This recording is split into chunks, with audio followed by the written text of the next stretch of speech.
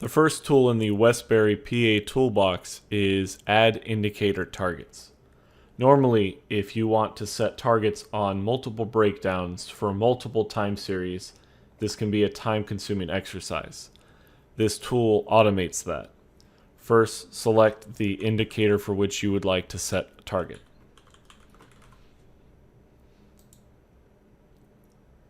Set the target value and choose the date for which this target is valid.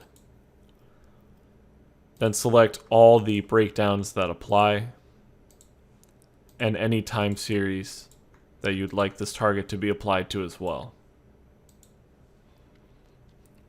Lastly, click the Add Targets button to add these targets to this indicator for all the selected breakdowns and time series.